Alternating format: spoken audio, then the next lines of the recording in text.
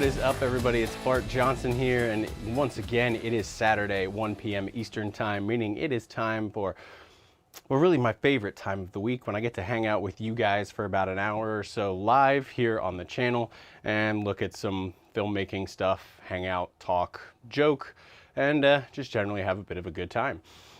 So we've got a lot we're going to be diving into today, so I'm going to cover that up front here. But first off, I want to welcome anyone who is in here hanging out live in the chat. The beauty of this, of course, is it is a live stream, so I encourage engagement and questions. And actually, it was questions that really prompted me to do this particular stream today. And we'll get into that in a sec. So first, let me go ahead and show you guys. I can pull up here on the screen, we have our chat window. Captain Jack is already in here in the chat. I appreciate that. So yeah, we are, I encourage engagement. Walter Bingtor, I was actually just hanging out with both of you guys over in Kevin the Basic Filmmaker's stream. And actually I was so wrapped up watching his stream, I almost missed starting my own. But there we go. But what we're gonna do today, as I'm sure you saw from the title, is we're going to be testing some lights, and actually testing as many lights as I can kind of get through without, you know, going like 4 hours long or something like that.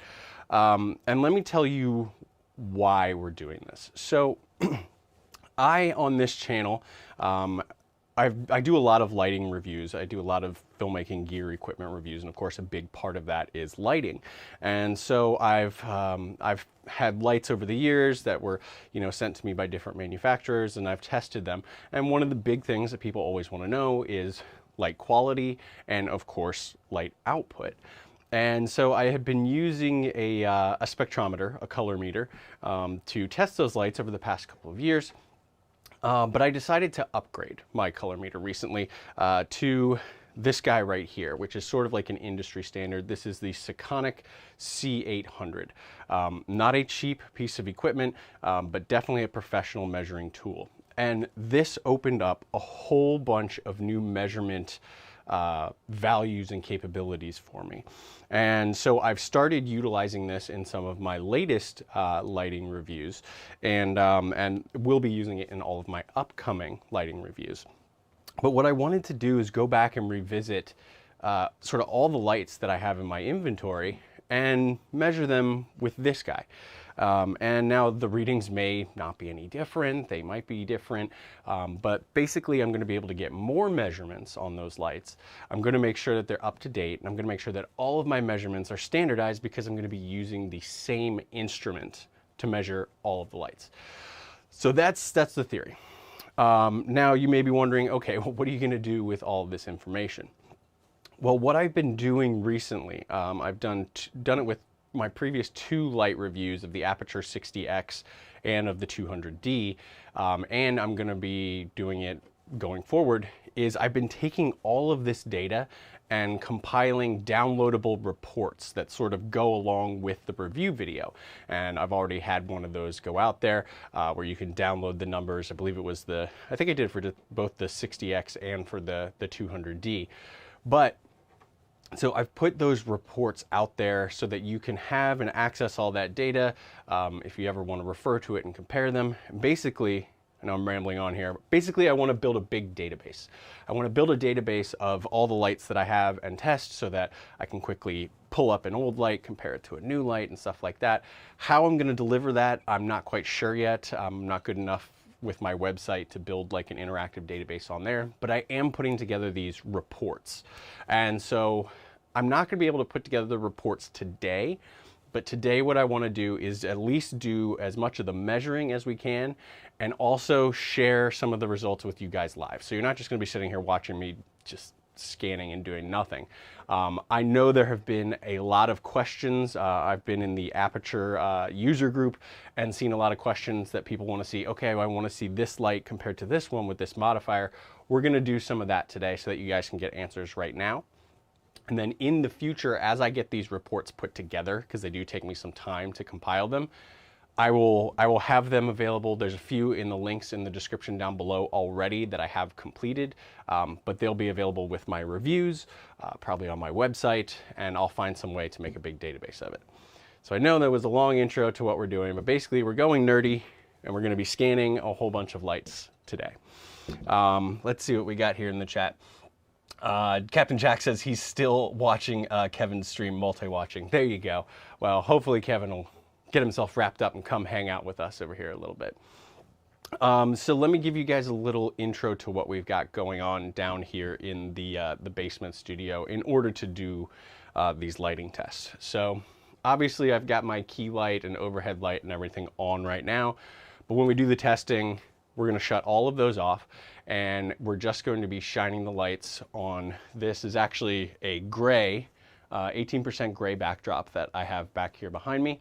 And this is going to be our measurement source. Now, the reason I go with 18% gray, it's probably not completely necessary, but it just makes sure that the background itself is not imparting any color. You know, we're going to be measuring in this direction outward, so in theory there shouldn't be any color bouncing and getting into the sensor, but better safe than sorry, and especially because the internet will pick you apart if you do the smallest thing wrong. And I'm sure I will do some things wrong, or some things that people don't like in this, but it's gonna be fun. So we're gonna go through the lights. Let me go here, give you the side angle so you can kind of see what we got going on. So I have my cart here that I built last week on the live stream. It's going to be, well, that is like perfectly in the way of my mouth, isn't it? That's awesome. But anyway, this is going to be sort of our base of operations here. As you can see over here, I've got an arsenal of lights pulled out. We'll see how many of them we can get through. And I've also got different modifiers for each of them because I want to test those as well.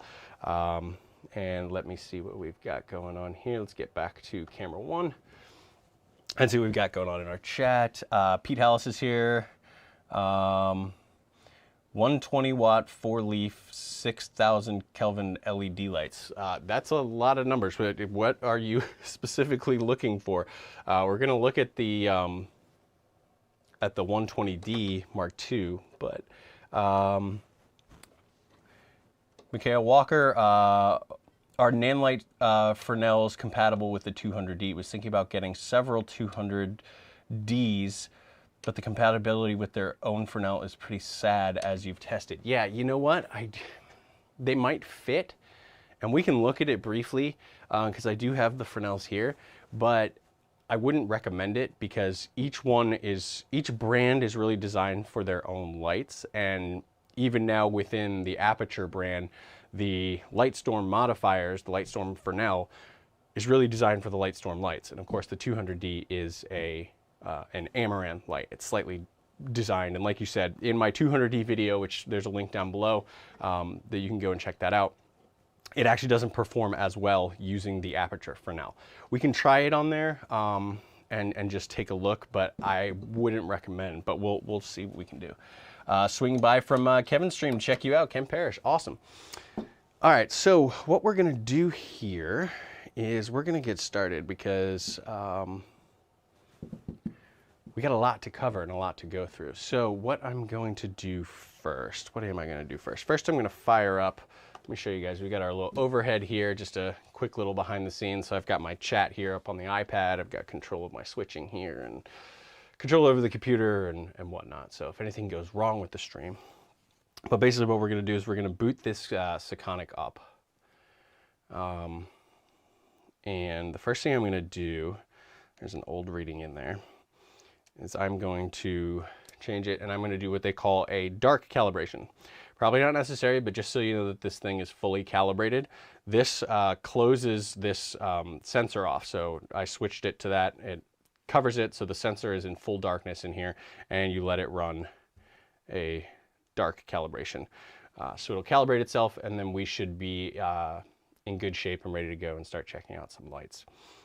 So the very first lights that we're going to take a look at, actually, I want to address some questions that I've been getting in the Aputure user group, specifically about using the 200D, 300D, and possibly even the 120D with the spotlight mount. And I haven't tested that before, so we're going to go ahead and we're going to take a look at that here today. So let me see, what do I want to do? What I want to do is I want to get the spotlight mount in first. So this thing's all calibrated, we're good to go. Let's go to camera 2. So the way we're going to do this, you can't quite see it in frame, but right here I actually have a light stand because I've marked out on the floor exactly where 3 meters is.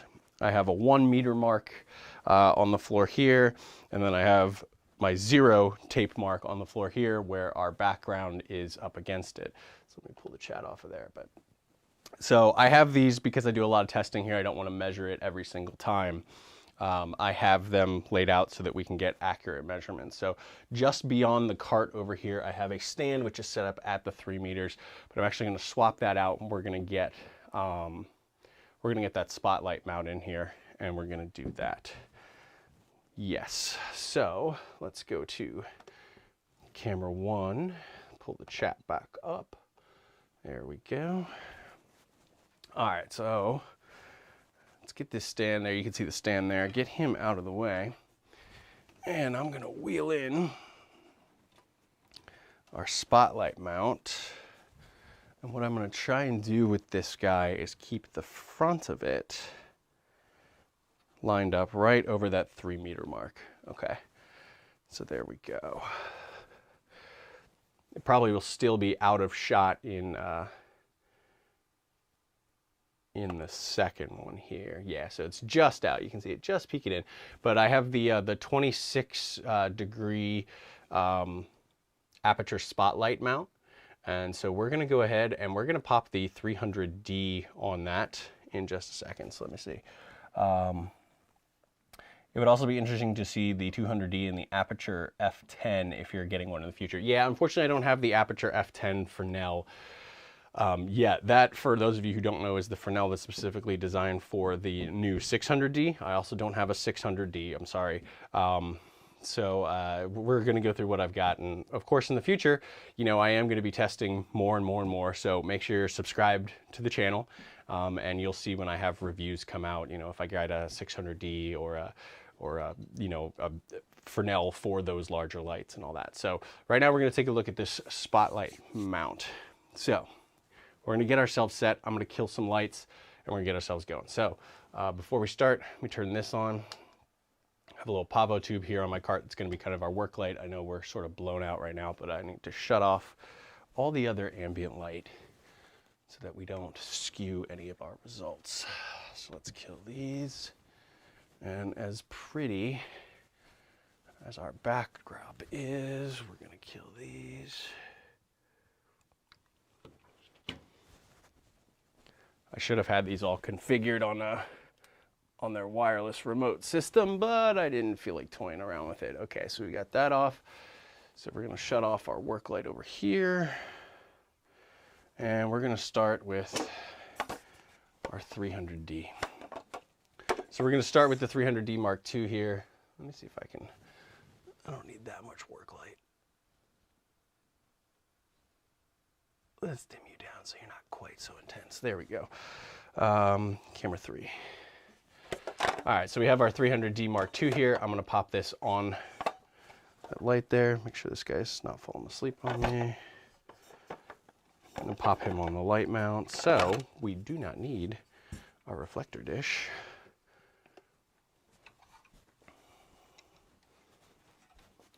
So yeah, guys, this is the stuff that I do, you know, for all of my lighting reviews and tests.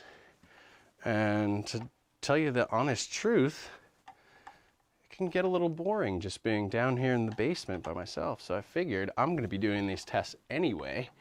I might as well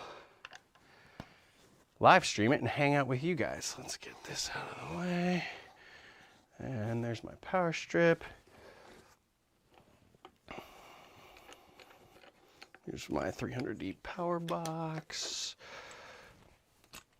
And it's funny because this place is going to be an absolute mess and disaster when I'm done.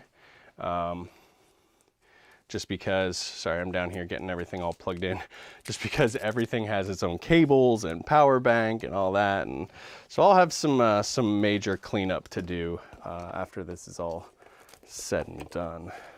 But here we go. Let's plug the 300 in there.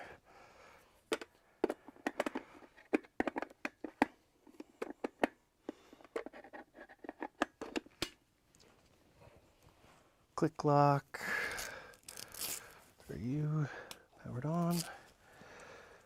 There we go.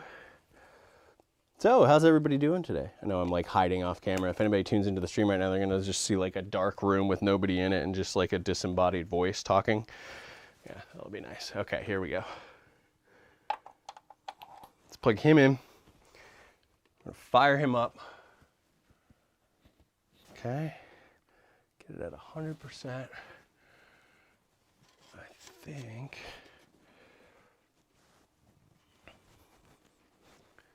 What did I do? Who's closed? Who's closed? I think I have the iris in it. Come out. There we go.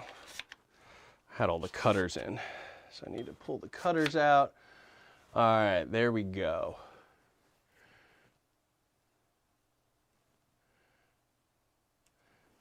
All right, let me see if I can focus this guy up a little bit and sharpen in. There we go. So this is the 300D Mark II at 100% going through the 26 degree, that's crazy, the 26 degree Aputure spotlight mount from 3 meters onto this backdrop. And so we're gonna, whoa, I knew that was gonna happen. We are going to take a measurement on this guy. Let me see here. Kevin, basic filmmaker, unscripted, almost didn't make it out alive. LOL, I'm here, nice. And now you're here on the correct account, awesome. All right, so let's see what kind of output we're getting here. So what I'm gonna do, I'm gonna show you guys sort of how this works. So in here, in the Sekonic, there are a ton of different ways to measure stuff. There's what they call the text mode that gives you, I've customized all these, but color temperature, lux, TLCI, SSI, delta UV, which shows you green magenta shift kind of. Well, not kind of, it does. And then they have even more detailed charts and stuff. So TM30 to show you where your colors are. SSI. Give you all sorts of breakdowns. So there's a ton of stuff in here, but basically the beauty of it is all I have to do is scan once and then I can click and save it to memory so that I have all my readings, and then I spend the time later going back on the computer to scan through it. So let's just go ahead real quick. Let's go, I'm gonna set my target temp here to 5600. Let me set my SSI. Yep, SSI, I've set it to a target of 5600. So since it's a daylight light, I'm setting it as a target of 5600. So it'll just sort of tell me how close or far it is from that. Let's make sure this is opened up onto ambient light reading. And let's go take a measurement. Which one's easier? Let's do this one. Pull chat. All right, so here we go. 300D Mark II, 3 meters, 100% Aputure spotlight. Okay, we are getting 6,210 lux. And ooh, the color temperature is 5,086. It's a little bit off on there. But then what we're gonna do, so we're going to go to settings, this little wrench down here, memory title, and I'm going to type in, come on touchscreen. You did this to me before. It's like, do you not like my finger? Like what did I do to you? Nope. 300D. Okay, so I've got that in there for 300D. Now all I gotta do is here on the side, there's a memory button, and it will store that as 300D1. And what I'm gonna do, since we're going kind of out of order here, my very scientific process is I'm going to make a column for 300D.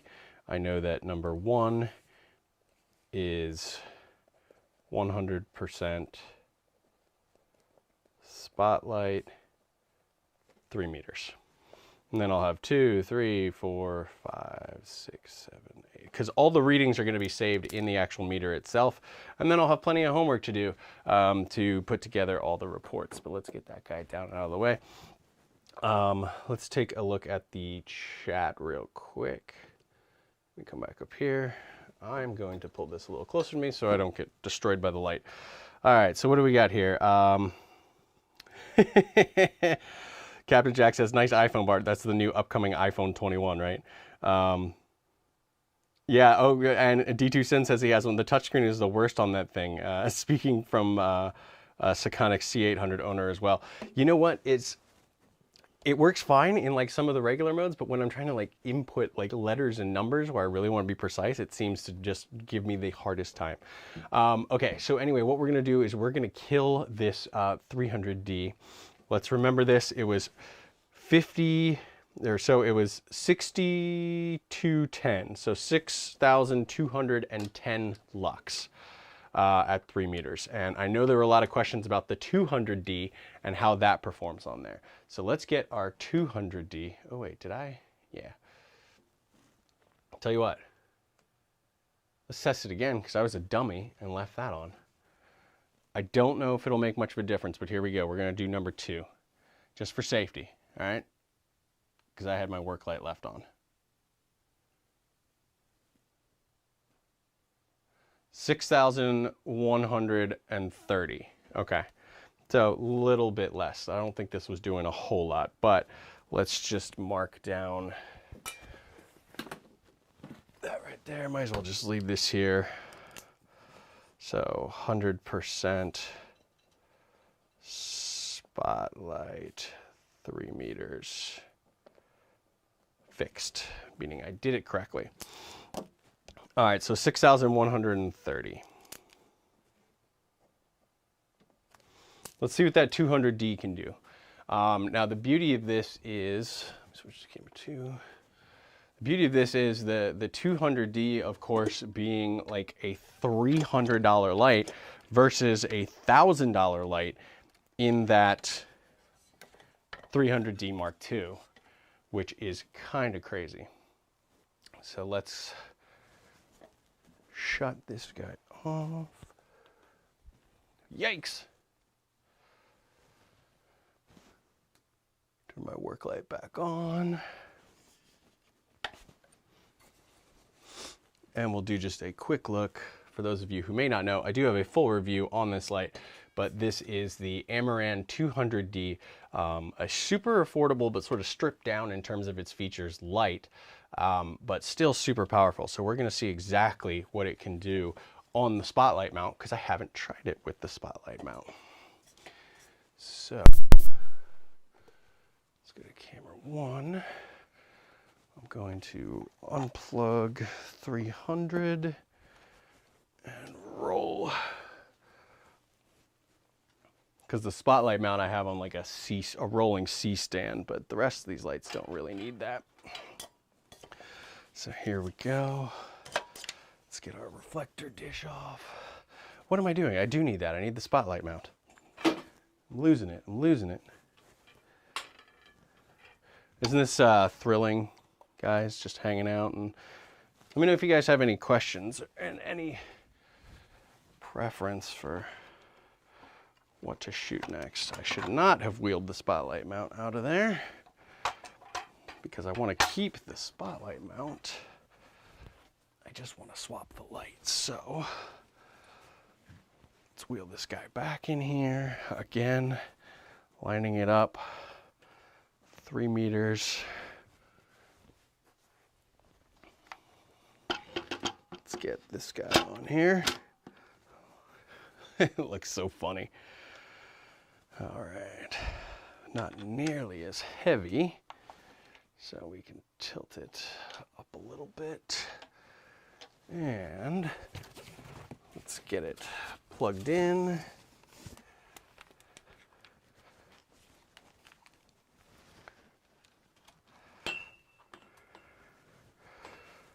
This guy plugs in there.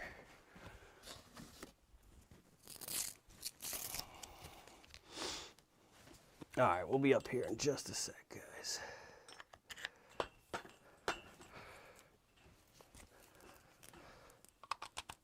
Plug you in. All right, let's. Ooh, look at that. Well, that's at 1%. Holy shnikes.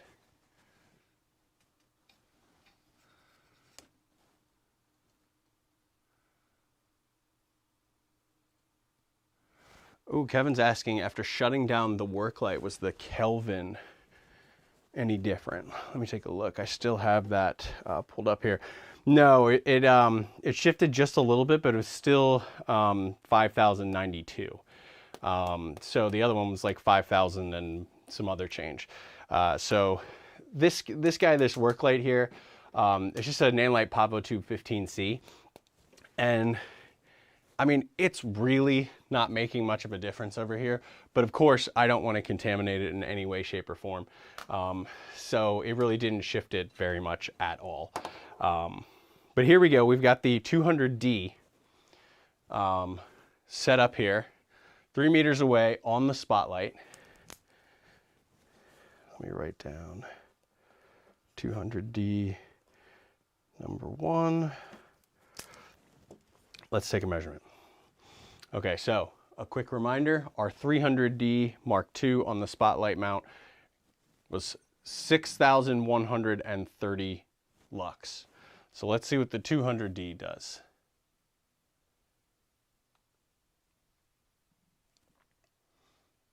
Ah, okay.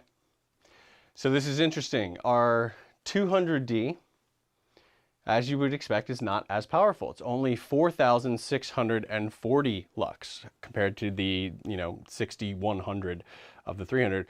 It is a little closer on color temperature. It's at 5334. They're both claimed to be daylight balanced lights, but you can see there that it is falling right where you would kind of expect it to. It's not as powerful as the 300D. However, I'm here in this room and this is freaking bright. And that is like a $300 light.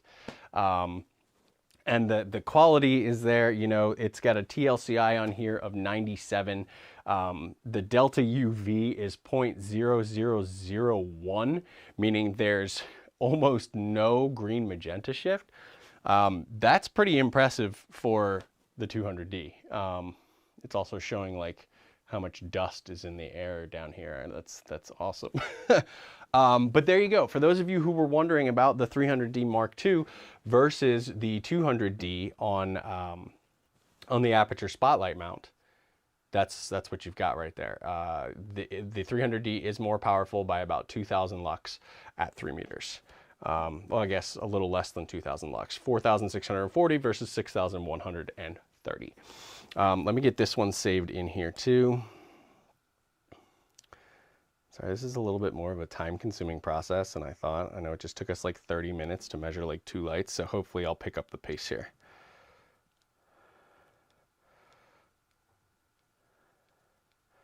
Delete, okay, 200, come on!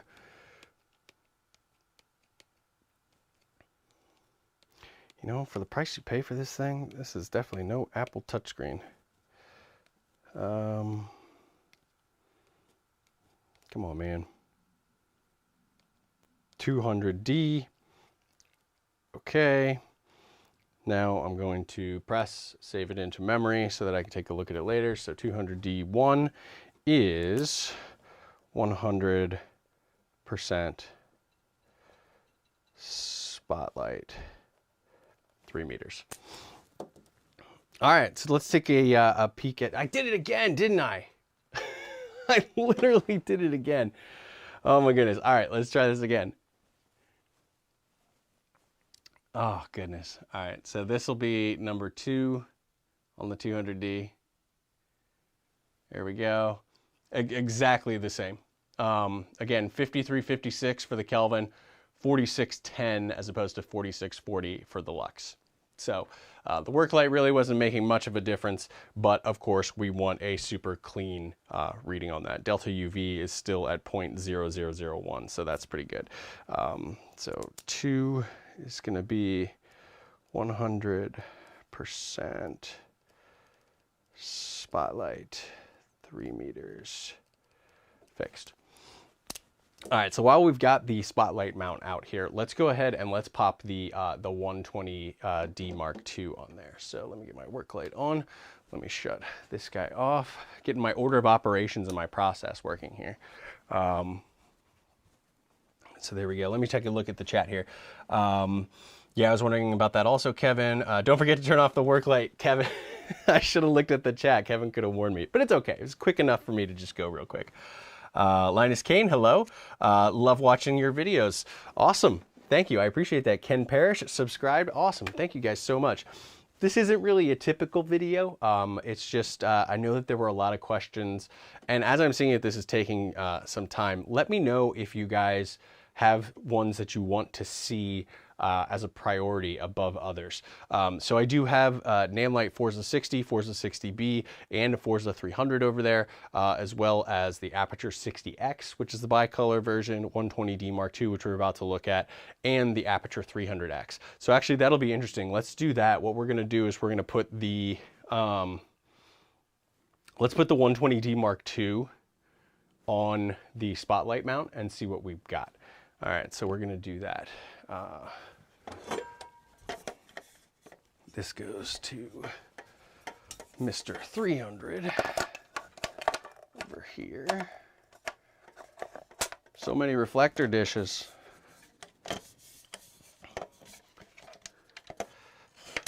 All right. So pop this guy off. Again, 200D, you know, putting out those kind of numbers for a $300 light, that's, I mean, that's impressive. In my review, I talked about, you know, obviously there are some stripped down features, the build quality is different, but it is a little tank of a light in terms of power output for the price. Here we go.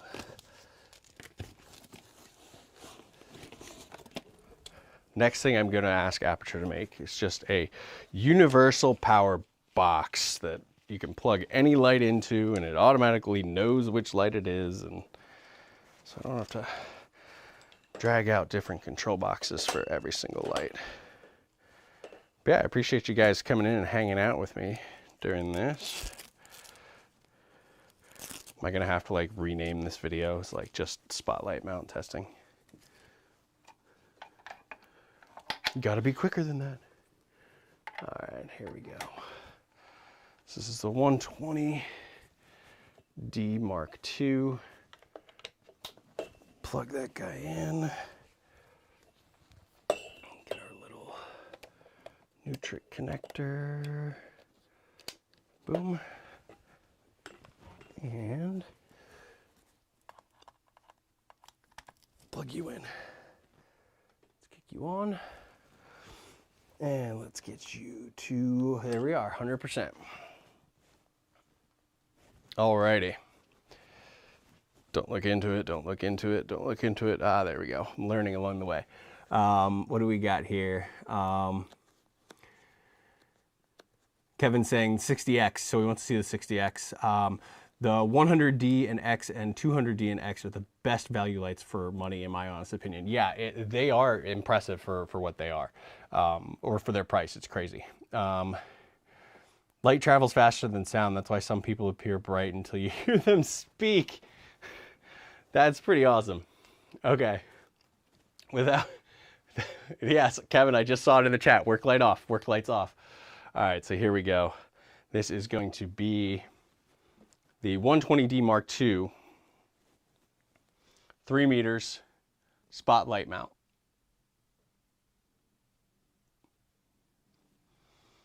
All right. Color temperature, it's the closest to daylight yet. It's 5494, So only off by just a little. It's under by about 100 Kelvin. That's really not bad at all. The lux, we are at 3,580. So actually kind of what you would expect. Not quite, it's a little more than half of what the 300D Mark II did, and it's less by about 600 lux than the 200D. So in this case, using the spotlight mount with those 3 lights, the numbers of the lights actually do correspond directly to the power output that you're going to get with the spotlight mount 26 degrees here. So there you go. Asked and answered. 120D comes in at 3,580 lux. I believe we had 4,100 something, and then 6,100 something. So interesting. Let me go ahead. I'm gonna pop on my work light. So the reason this is kind of taking a little bit and is out of order. So this was what, 120D number 1 is 100% spotlight 3 meters. Now let me go in and save this. Okay, so as I was saying, the reason this is taking a little while is because I'm going in and switching the lights. And so every time I'm going in and renaming my files here. But the way that I do it to sort of streamline it and go through normally is I'll take a light and I will do every measurement that I'm going to do with that light. So I would say have the 120D Mark II on here. I would then take the spotlight mount off, do a bare bulb. Then I would do it reflector. Then I would do it with the Fresnel Mark II.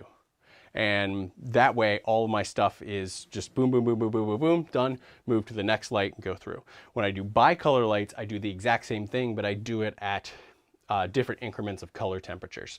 So it can be a lengthy process, but I get a lot of data. And what I like about that is that then you guys can be the beneficiaries of that data.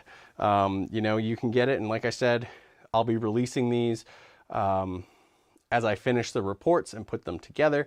There's graphs and charts and all sorts of stuff. And I actually already have a few that I've completed for some upcoming reviews that are linked down below. So go ahead and check those out. There's some for each of these, the Pavo tubes. I did all the sizes of the Pavo tubes. And also the GVM G100W. Actually, Kevin, I saw your review. I knew you had that one. I know you like that light. I've had it sitting around for forever.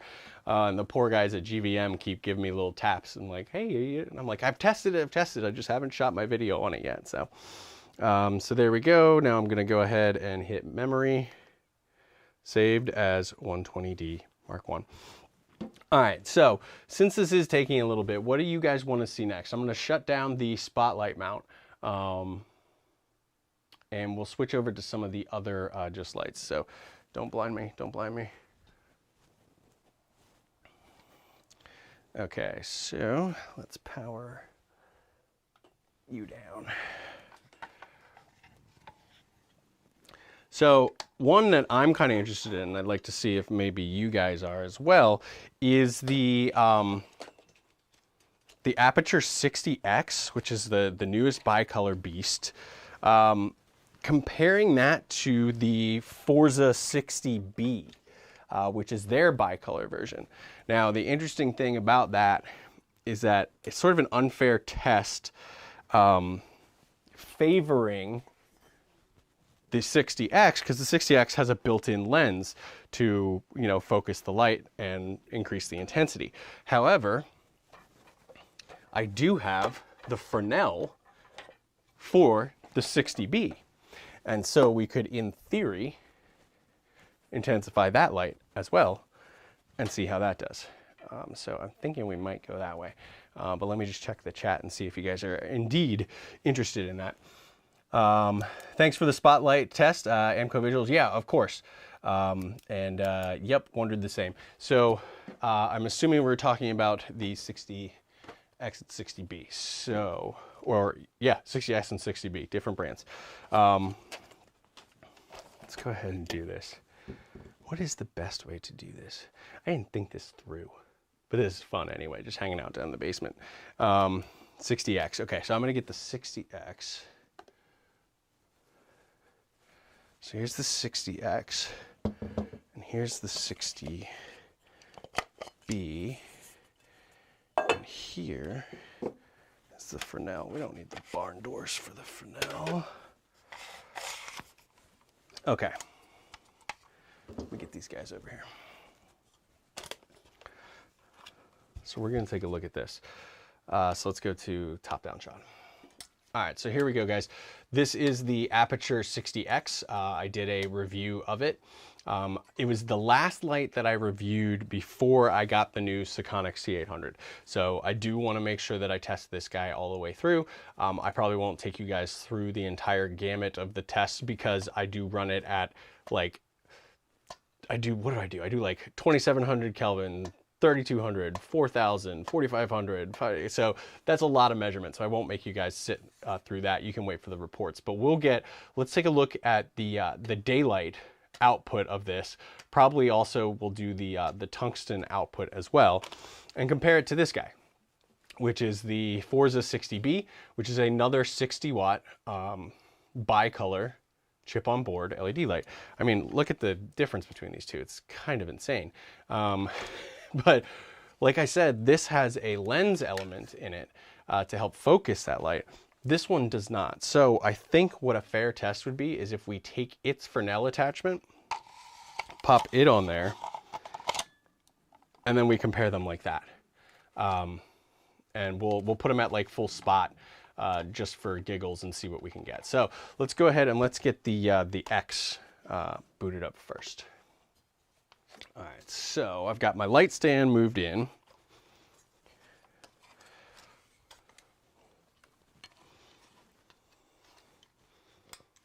Again, we're getting the face, sort of the front face, the source of the light right at 3 meters. And I have marks again. If you guys missed the beginning, I measured it out once and put tape marks on the floor. So I have a 3 meter mark, a 1 meter mark, and a 0 mark right where that backdrop is down there. And the reason that I'm testing these lights at 3 meters is because that's sort of a more realistic way that you would use them.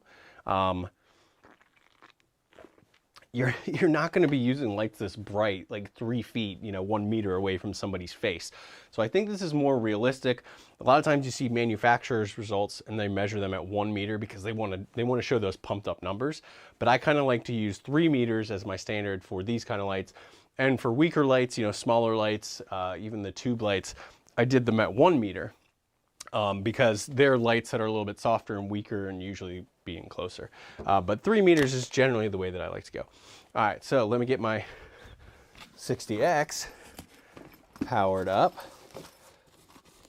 And I do want to note that I am running all of these lights off of AC power. Not that it really makes a difference, but I just didn't want anybody to have to worry or be concerned, like maybe, oh, does he have a weak battery, or is the battery, on its last charge, or whatever it may be. So we're going AC power on everything. Bit more time consuming than just clipping a battery to everything and being done with it. But when you're doing testing, and you really want to make sure that you get the most accurate results possible, you really do want to sort of standardize as much as you can, limit the variables, scientific process.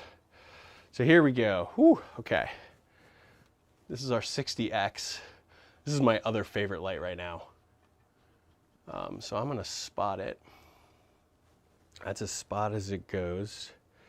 And we're going to put it at 5,600, 100%.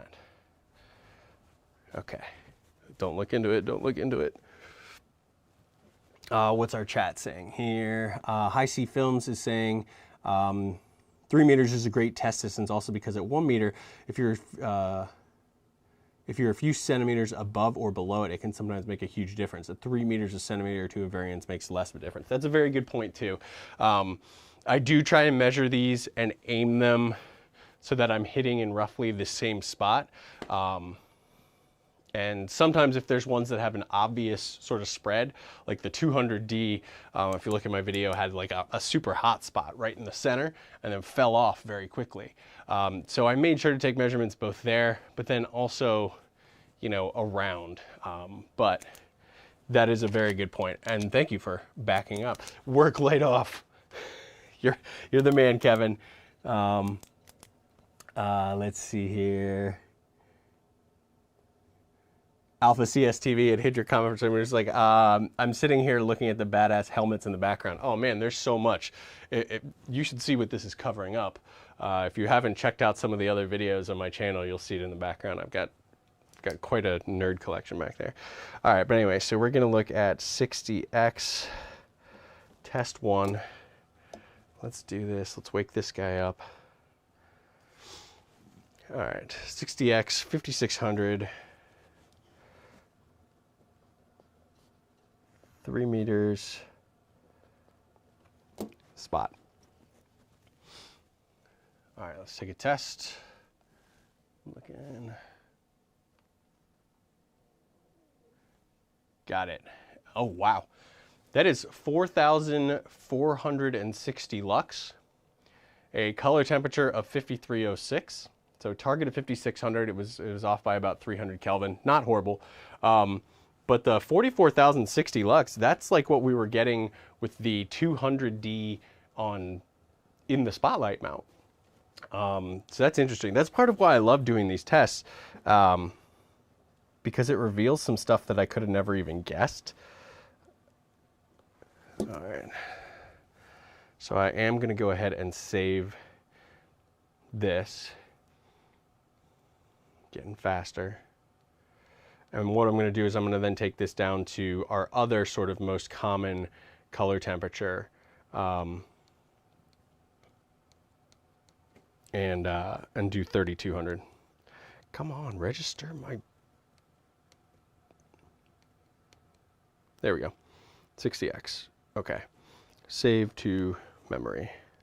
Save 60X01. All right. So 60X number 2. All I'm going to change on this, the only variable that's changing is that color temperature.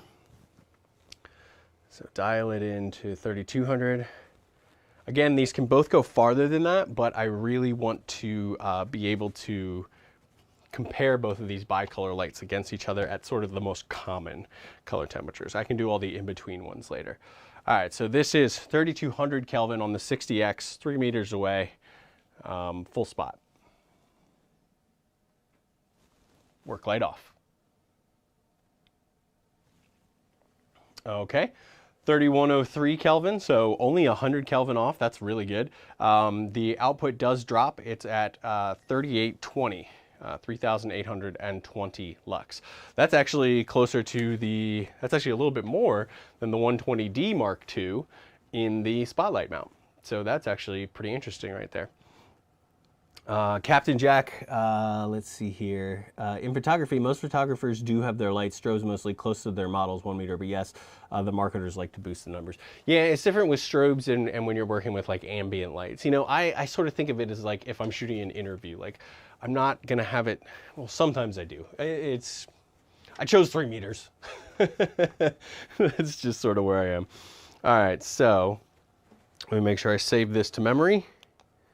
Saved as 60X02, so I'm just going to make myself a note that that was a 3200, 3 meters spot at,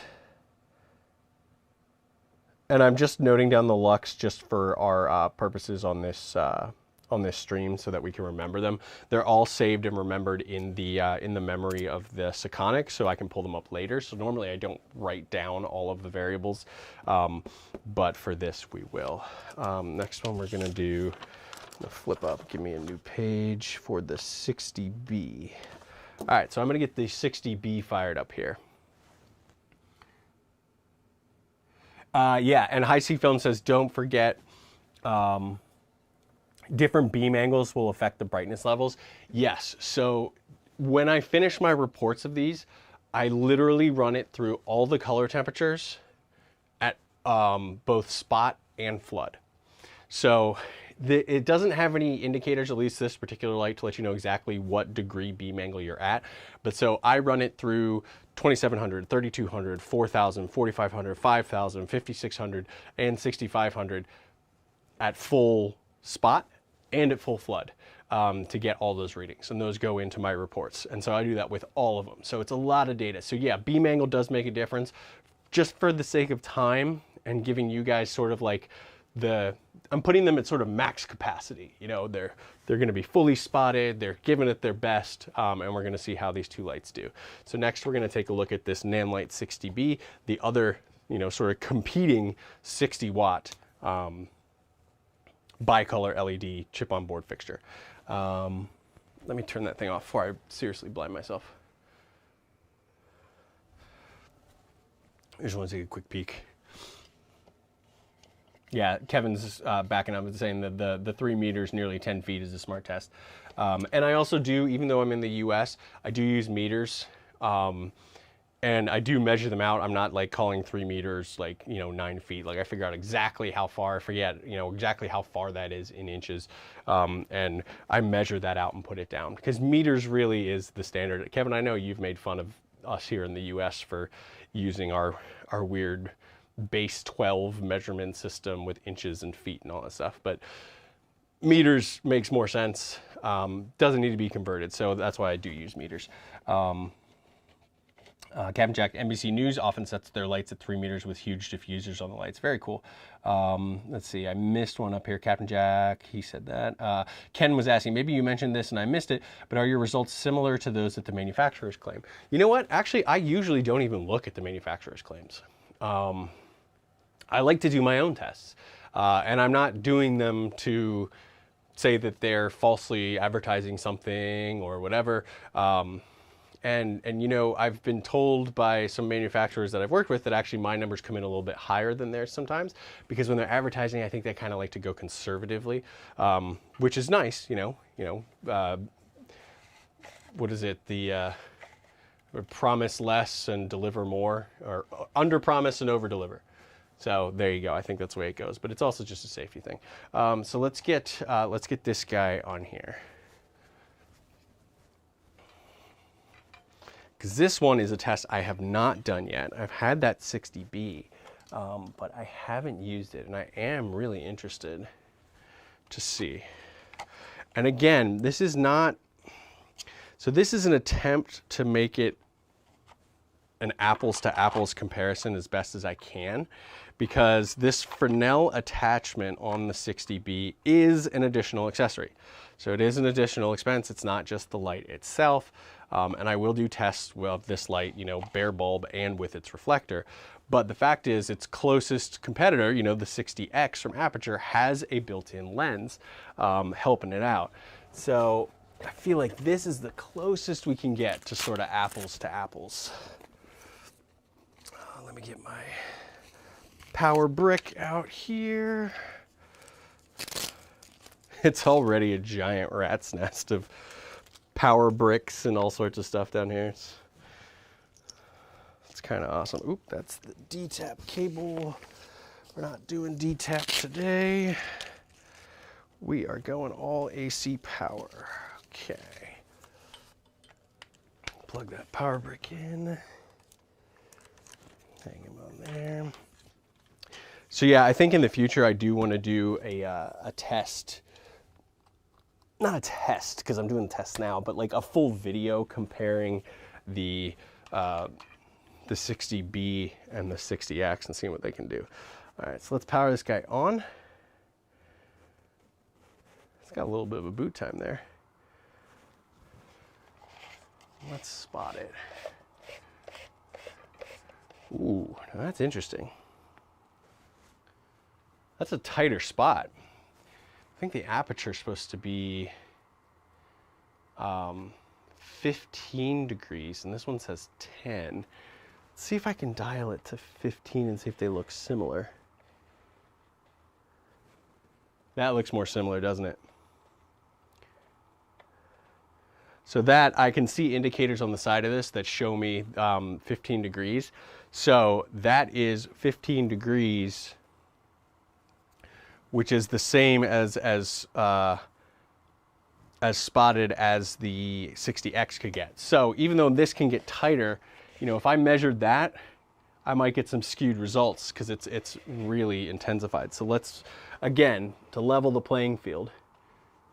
These are difficult to compare to each other. There we go. We're at 100%, 5600. There we go. Don't look at it, don't look at it, don't look at it. Work light off. Find the spectrometer. Let's see what we've got in here.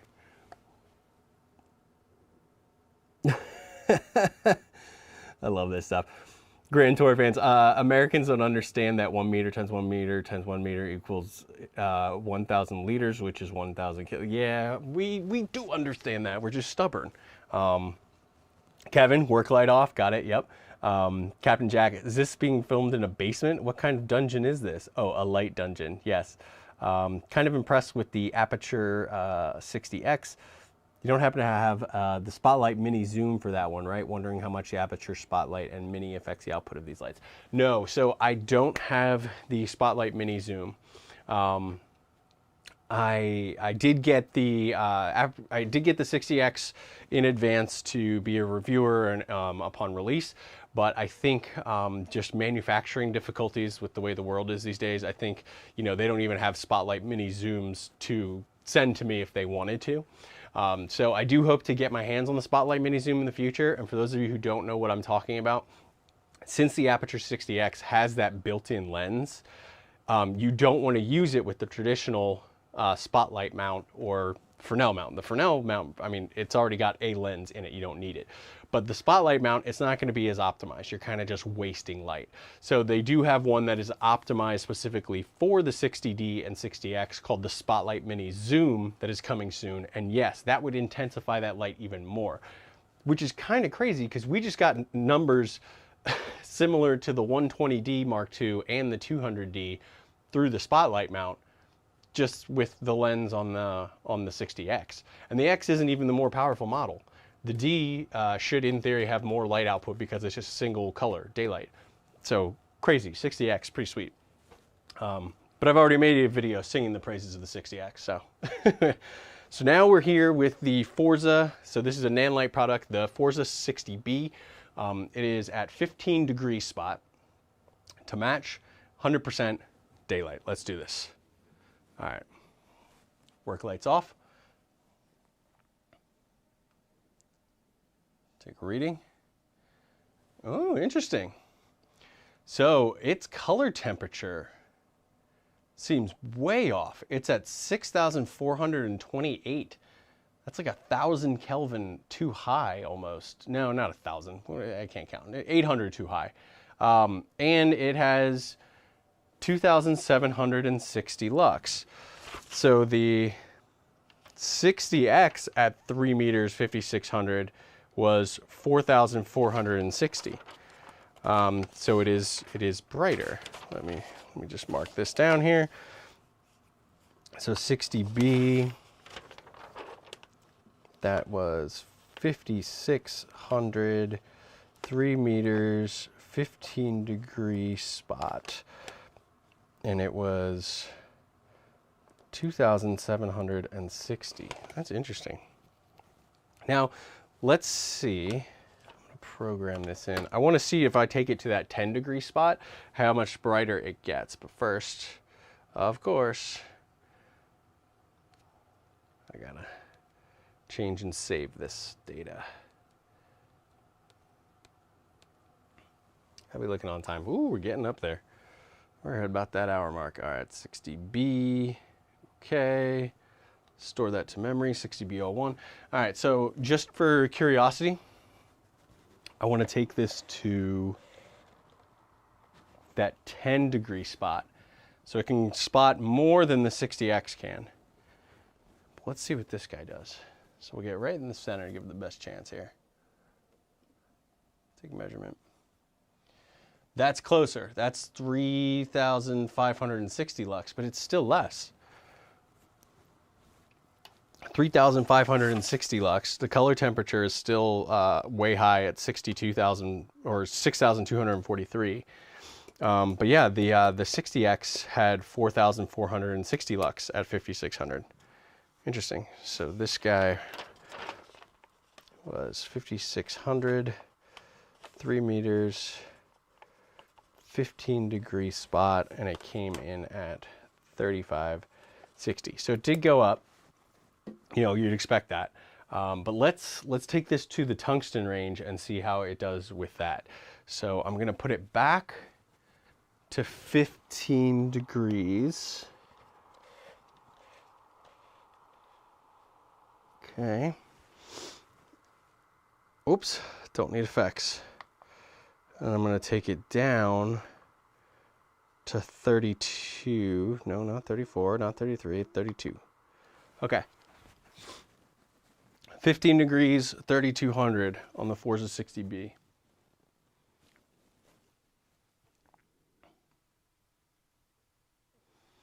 Okay.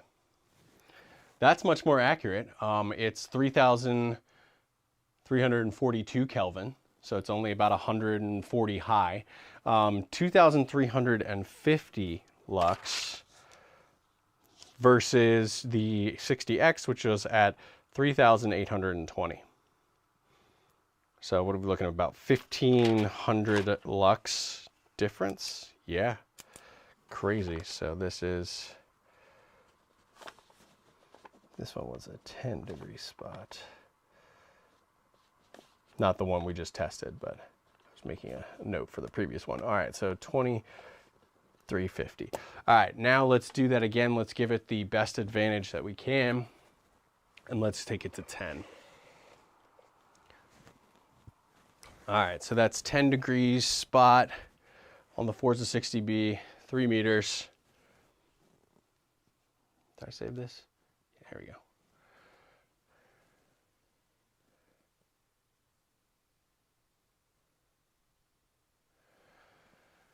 Okay, 3,300 Kelvin, and the output lux is 2,740. So it bumped up about 400, but not quite enough to beat the X. 10-degree spot. There we go. All right. Well, that was cool. Let me see here. Let me shut this guy off. As you can see, guys, doing all this testing is definitely a lengthy, a lengthy process. You know, we're already just over an hour in, and we've done a couple of tests, but you know, it takes time to sit down and properly go through and test and review all the lights. Let's take a look at what we've got here in our chat. I can pull this in front of me here. Kind of impressed. Okay, so yeah, they were talking about that. Kevin was saying the 60D is way brighter than the 60X. An amazing light in my opinion. I have two, getting a third. Yeah, so I haven't tried the 60D. So this was the 60X, and it's getting serious output. Well, this isn't the 60X. 60X is down there. But yeah, I mean, we were getting numbers out of the 60X that were comparing to the 120D Mark II through the spotlight mount. That's impressive. And let's see here. Let's see here. Ken saying, it seems to me that an 800 Kelvin difference is kind of high. It is kind of high.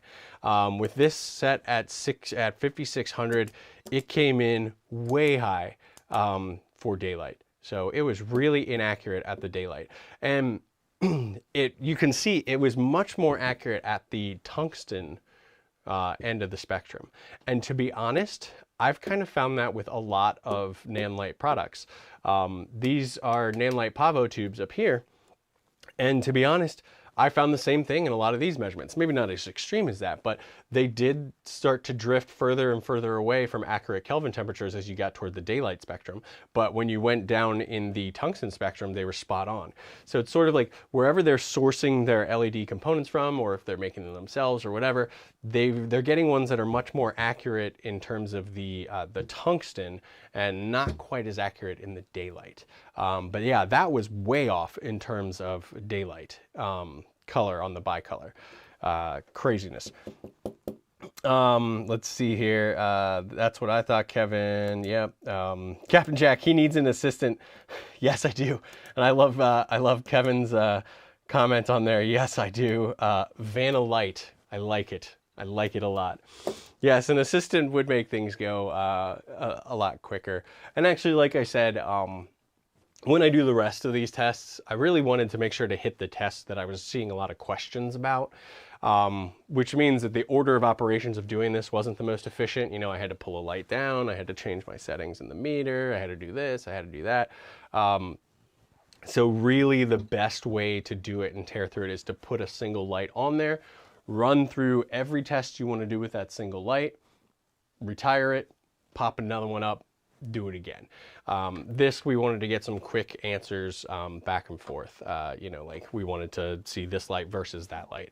And in the end, you'll be able to do all that because I'm going to put together those reports that will be available. So I'm not only going to do reports on individual lights, but I'll do some of the common comparison ones. So I'll probably have one that is a head-to-head report that you can download of the 60B from Forza versus the Aputure 60X. Just so you have all the information there, because I love data. I love numbers and facts and measurements and stuff, and having them all compiled and with beautiful, colorful charts and spectrums and all that kind of stuff. I don't know. It's super satisfying for me. So I love having those all put together. Let's see here. Yeah, people like Kevin's idea for Vanillite to be my assistant. Aimco Visual says, thanks, Bart. Yes, exactly, Kevin. I got two 200Ds in Aputure Spotlight, but now thinking about returning one 200D in the Aputure Spotlight and getting a 60DX with the Aputure Mini Zoom instead. Yeah, from what we saw today, you know, it hadn't even occurred to me really to throw the spotlight mount into the mix, because I figured it was like a freaking light cannon and would just super amplify any light that I put on it. But a 120D Mark II, which is still like a $700 light, on the back of the Spotlight Mini, or not Mini, but of the Spotlight mount, which is not a cheap modifier in itself, was getting the same output, or roughly the same output, as the 60X at spot, not at flood. Remember, we just did spot, so, you know, flood could be very different. I gave it the best advantage, you know, as possible, but that's some serious output. And then again, the 200D, that didn't do too shabby either. Man, I really wish I could stream like all day, because I would continue going and work my way through all these other lights. I severely overestimated the length of time that I would be chit-chatting and swapping things in and out. But yeah, I will be, you know, after this stream, because I am going to have to wrap it up soon, I will be going through and, like I said, making all of these available. It's going to take me time to compile these results. You know, it'll probably take me a solid day at some point to really do all the measurements that I want. And then it usually takes me a long evening each for the reports that I put together. And again, if you do want to see what these reports I'm talking about are, I have links down in the description below for the Pavo tubes. Each of the Pavo tubes I put together a report for, and the GVM G100W. All those lights are lights that I have been working on review videos for, but I wanted you guys to see some of the data and see what I do with the data. So you're getting a sneak peek there. If you download those, you'll get the results. Don't worry, there will still be plenty of things in those videos when they're released for you to enjoy, even if you know the numbers. Let me kick on some of my regular lights so I don't look quite so bat cavey down here. And we'll go through some final comments and questions, and we'll get this thing closed out. So let me Get our little accent lights on. There we go. Imagine if I had forgotten to shut that one off. Yeah, that would have skewed our results just a little bit, right? Okay. Let's kick this guy on, and let's kick this guy on. All right. And why not? We'll boot this guy up too. There we go. And you are now overkill. We don't need you anymore. Okay, there we go. So let's take a look in the chat and see what we got here.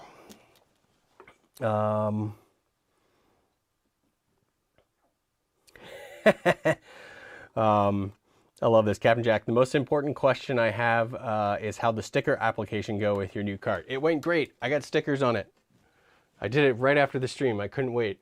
I think you can see here, we've got, you know, Jarvis is my co-pilot. I've got some Aputure stickers, Insta360, and I have other ones all around the cart. So I definitely customized the cart.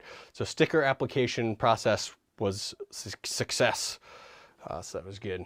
Let's go to cam 1. Bad joke time. If there's an NAB, you staying at the Lux? Kevin, come on, man. I was always a Westin kind of guy. I'm not a big like casino type guy, but you know, I'd always stay at the Westin. Plus, I was traveling so much back in those days that I exclusively stayed at like Westin hotels and just racked up the points like crazy. So I used to stay at the Westin and be the boring guy who was at like a business hotel in Vegas as opposed to like the casino hotel. But anyway, Nick, I did see your question. Sorry about that. You said, will this video be available after the streaming? Yes, I am leaving this video live after it wraps up. I like to have them out there for perpetuity for anybody to check up on. I will do my best to continue updating links as well as the reports come out. But really the best way to make sure that you're getting these reports and all this data and information is to make sure you're subscribed. So if you're subscribed to the channel, click that notification bell. You'll see when I have review videos of, you know, Forza 60B or whatever it may be coming out. And I have been making these, you know, the relevant reports downloadable in the description of those videos. So I've done that with the 200X, or 200X, 200D, the 60X. I'm reworking those reports because I used an older meter, so I want to redo them. But the Pavo Tubes video, all that stuff. So that's really the best way. And then I am going to work on possibly finding a way to host them all on my website so that they're easily searchable, so that you can go ahead and you know, type in a light, see if I've reviewed it or if I have a report on it, and then you can download it. It's just, I got to learn a little bit more about putting together a database on the website like that first. Let's see here. Love Westin's best beds ever. Yeah, they were the best beds ever. They're so good. Let's see here. Captain Jack says, yes, but the live chat won't be working as it will not be live. Giving everybody a hard time, Captain Jack. But the chat replay will be there, so you can go through and relive it, even if you can't interact with it in real time. But you can still interact with it in real time. You know why? Because please feel free to leave any comments in the description down below, and I always answer those and keep my eye on them. And there's also a link to my Discord server, which is a 24/7 live chat with me. So if you want to pop in there, you can ask me any questions, share stuff, and there's a lot of other people in there as well that you can ask questions and share, and you know, it's a good little community. So there you go. And Nick says, great, you got another 1 subscriber. Yes, the plan worked. Thank you very much. I really do appreciate that. I appreciate all of you who are subscribed and all of you who come and hang out during these live streams. These are fun. And this was cool. It's a nasty, icy, rainy day outside. So honestly, hanging out, measuring lights in the basement, kind of what I prefer to be doing. It's kind of sweet. Let's see what we get. Ken's got to run. Hey man, great stream. Got to go. Stay safe. You know what? I got to run as well. Get the rest of this day going. And Kevin, everybody, thank you very much for joining. Sorry we didn't get to go through all of the lights as promised. Now my title has become clickbait. But I will be going through them. I wanted to show you guys sort of my process, how I do it, and put it together.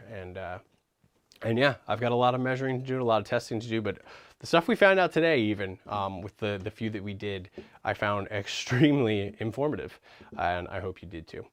So guys, take care of yourselves. I'm gonna get on out of here. I will see you again next week, 1 p.m. Eastern time, for another live stream. Don't know what we'll be doing, but it'll probably be something fun. All right, guys, take care of yourselves. I'm out of here.